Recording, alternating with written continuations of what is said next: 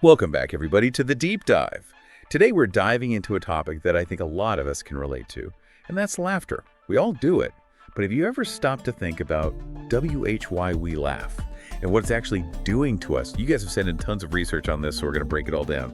From ancient apes to modern brain scans, get ready to explore the fascinating science of laughter. It's pretty amazing when you consider that even babies who are blind and deaf, they still laugh. They've never seen or heard anyone do it, but it's just this innate thing.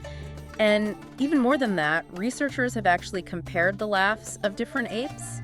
And, get this, the closer an ape species is related to humans, the more their laughter sounds like ours. Wow, that's crazy. So laughter is ancient, it's universal, but that makes me wonder even more, like, why? What's the evolutionary purpose? Why did we develop this ability to laugh?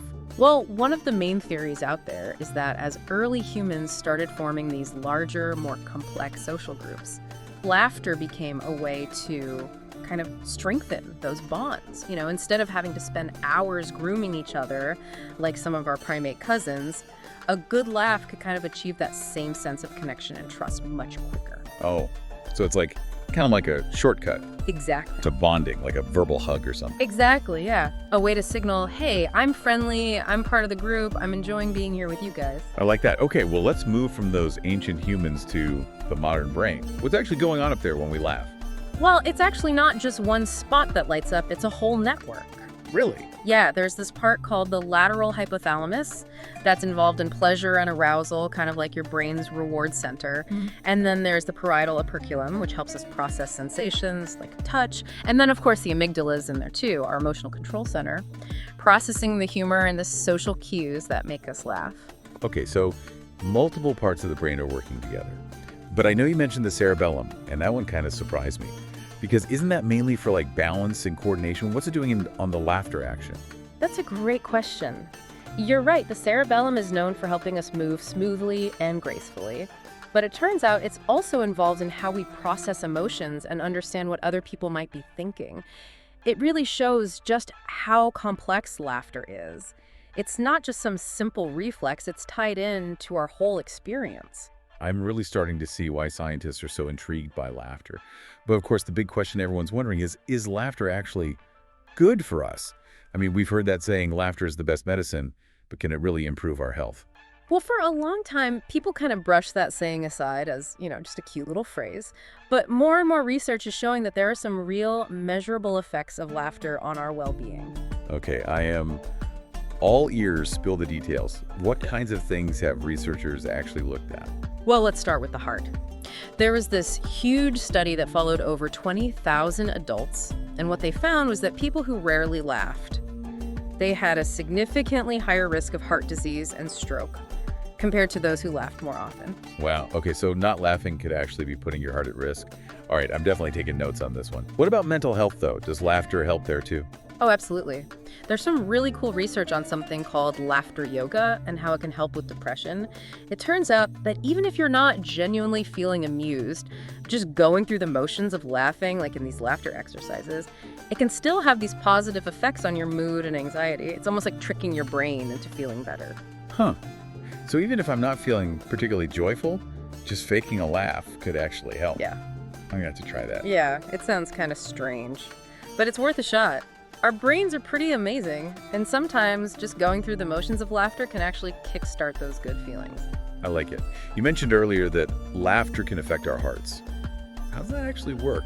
Well, think about what happens when you laugh. Your heart rate goes up a little, your blood pressure increases for a second, and then they both drop back down to a more relaxed state. It's like a little mini workout for your cardiovascular system. Yeah, oh, interesting. So it's giving our heart a little bit of exercise. Exactly. And there's more to it than that. Remember that study about comedies improving blood vessel function? Well, when we laugh, our bodies release this thing called nitric oxide, and that actually helps to relax and widen your blood vessels, which improves blood flow. Oh, wow. I didn't know that. And good blood flow is important for, well, pretty much everything, right? Yeah, especially for a healthy heart and brain. Okay, so we've got a healthier heart, a happier brain, all thanks to laughter. Is there anything it can't do? Well, I wouldn't say it's a cure-all. We always have to remember that everyone's different, especially people with certain health conditions. For example, there was a study on folks with COPD, which is a chronic lung disease. They found that while having a good sense of humor was linked to better mental health for those folks, actually laughing out loud could sometimes have a negative impact on their lung function. Ah, okay, so it's not one size fits all. We still need to be mindful of our own individual needs. Exactly, and that's why understanding the science behind laughter is so important. It helps us make informed choices about how to bring laughter into our lives in a way that works for us, especially if we have specific health concerns. That makes a lot of sense. We've been talking about the physical and mental benefits, but laughter is also so social, right? We all know how good it feels to laugh with friends, but is there any science to back up that feeling of connection? There totally is. When we laugh together, our brains release oxytocin, which is often called the bonding hormone. It's the same hormone that's released during hugs and other forms of physical touch. So in a way, laughter is kind of like a social glue. It helps us feel closer to the people we're sharing that laugh with. That explains why I always feel so close to my friends after we've had a good laugh fest. But it's not always about bonding with close friends, is it? Sometimes a well-placed joke can ease tension in a room full of strangers. Oh, absolutely. Laughter is amazing for navigating all kinds of social situations. A well-timed joke can break the ice, diffuse a tense moment, or just make things a little less awkward overall. It's like a superpower. And the best part is, laughter is contagious, so when we laugh, we're likely to get others laughing too.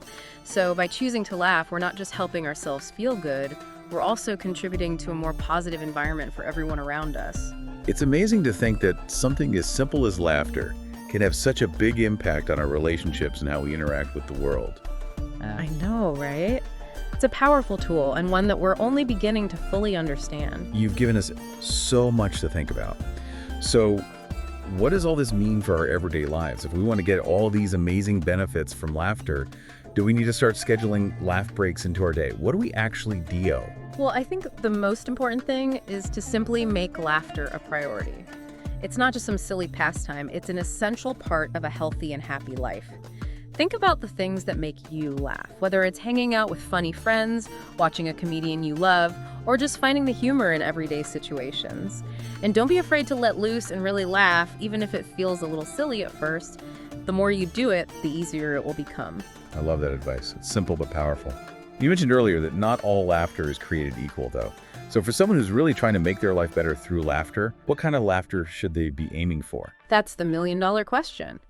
And honestly, it's something that researchers are still trying to figure out. But from what we know so far, I think the best kind of laughter is the kind that comes from a place of genuine joy and connection.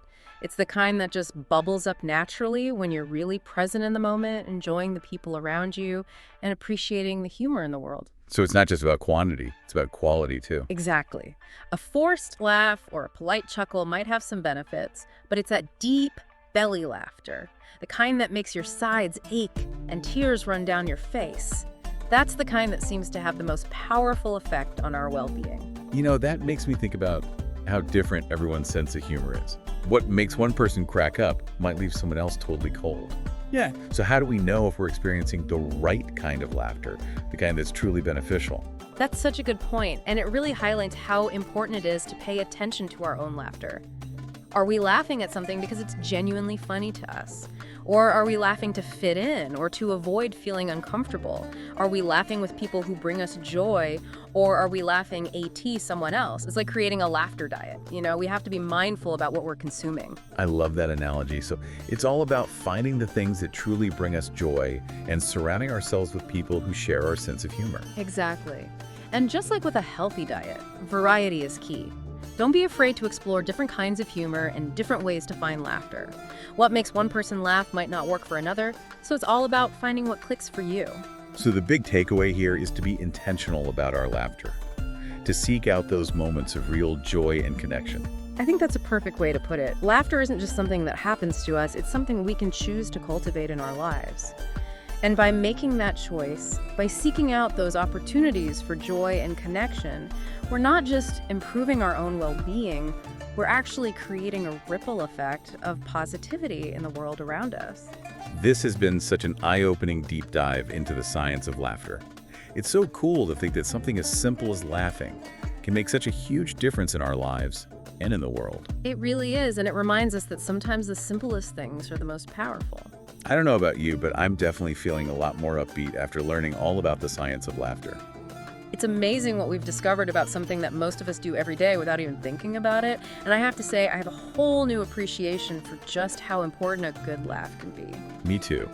It's a good reminder that we all need joy and connection to thrive, and laughter is like a fast track to both. Well, we've covered so much ground today. So as we wrap up this deep dive, is there one last thought you want to leave our listeners with? I'd say pay attention to when you laugh. What are those moments that really get you going? Are there certain things that always tickle your funny bone, or certain people who never fail to make you crack up? Becoming aware of what brings you joy is a great first step towards experiencing all those incredible benefits we talked about. I love that. So to all our listeners out there, we challenge you to find something that makes you laugh today. Maybe it's a funny video, a joke you share with a friend, or even just a silly moment you stumble upon in your day. Embrace those moments of joy, let the laughter flow, and never forget. Laughter really is the best medicine. Thanks for joining us on this deep dive into the science of laughter. We'll catch you next time.